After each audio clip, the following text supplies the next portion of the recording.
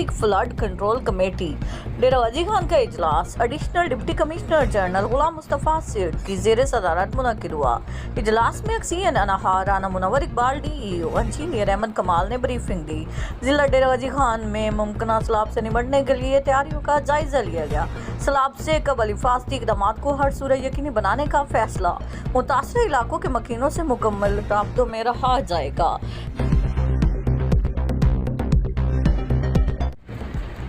अटक की तहसील जंड के पुलिस स्टेशन बिसाल की हदूद में जवान साला लड़की कत्ल। पुलिस ने मुलजिम की निशानदेही पे 22 दिन बाद नश बरामद करके मुकदमा दर्ज कर लिया। बिसाल में पुलिस ने मुबैना तौर पे अंधे कत्ल का सुराग लगाकर 11 नामजद और 20 नामालूम अफराद के खिलाफ मुकदमा दर्ज कर लिया।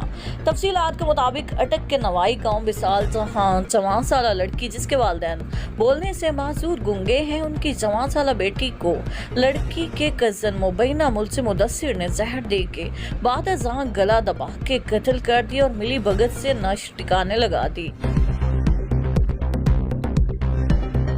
23 चक यूथ विंग के नए अहदेदारों का चुनाव मुकम्मल हो गया। चौधरी याह्या सरफराज गुल सदर जबकि master Ajmal Baloch general secretary मुंतखब हो गए।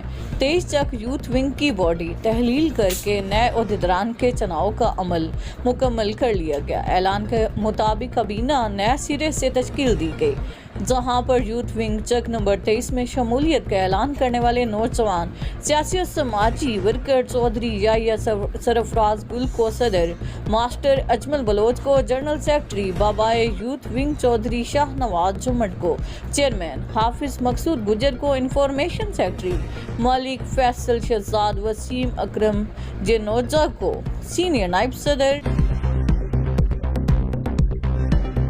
Deputy commissioner Rajanpur doctor Mansoor Ahmed का जारी तरक्याती मंसूबों का दौरा।